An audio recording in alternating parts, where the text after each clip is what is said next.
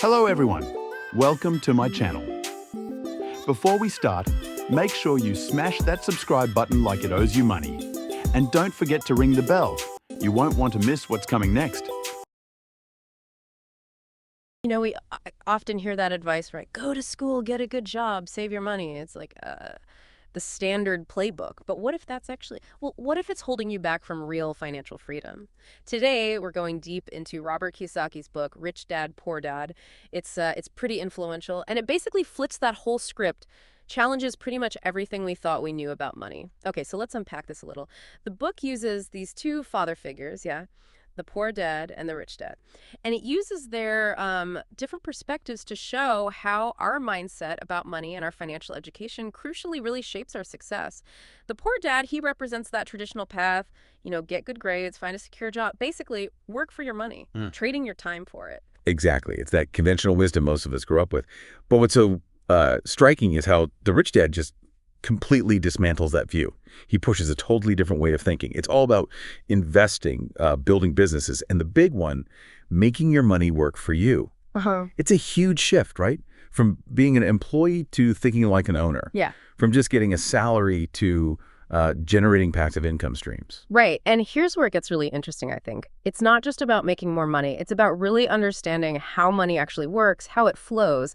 When Kiyosaki talks about financial literacy, it's not just like balancing your checkbook. He means understanding cash flow, some accounting, maybe legal stuff for business, investing, things, you know, school often just doesn't touch. That's a really key point, the lack of traditional education on these topics.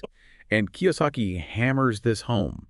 The rich acquire assets, while the poor and middle class acquire liabilities they think are assets. It's more than just the simple definition of puts money in your pocket versus takes money out. He famously says, for example, that your own house, well, it might actually be a liability if it's just costing you money, mortgage, taxes, upkeep without bringing any income in. It forces you to really rethink what owning something means financially. Yeah. So he's challenging the very idea of what wealth is and how you build it. It's less about just having stuff and more about having things that generate income, assets. Income-generating vehicles, you could say. Yeah. And that doesn't necessarily mean everyone has to become like a huge entrepreneur overnight, but maybe adopting more of an entrepreneurial mindset, looking for ways to create value, systems that make money, not just relying on the next paycheck. Exactly right. And the book's real power, I think, is in the storytelling. It makes these potentially complex ideas feel, well, accessible, aspirational even. It's definitely sparked something for a lot of people, especially younger folks, maybe thinking about different paths besides the traditional job route. But this does raise an important point. The book gets criticized too, doesn't it? People say it's maybe more inspirational than practical step-by-step advice, and that the advice might not really work for everyone depending on their situation. That's a really vital point to bring up because, you know, for listeners who are starting from very different places financially or maybe don't have capital to invest in the ways Kiyosaki sometimes talks about, what are the gaps? How do you make money work for you when you're like struggling just to pay the bills? Yeah, that's a fair critique. His advice sometimes seems to assume you already have some money to play with or certain opportunities, which isn't reality for everyone. And it perhaps oversimplifies the real effort, the risks, the specialized knowledge you actually need to build assets successfully. That's true. But I think the core concept is still powerful.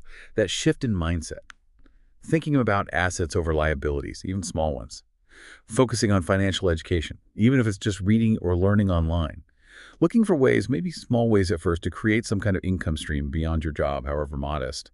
So what does this all boil down to for you listening? Rich dad, poor dad.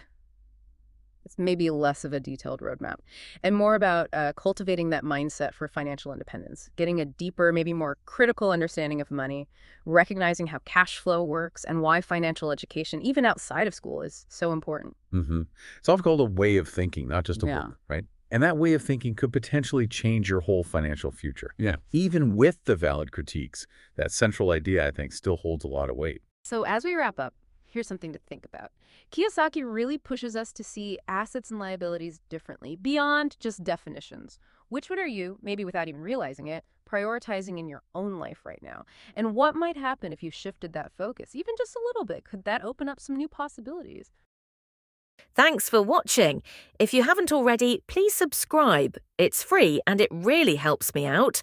Don't forget to hit the bell so you're the first to know when a new video drops.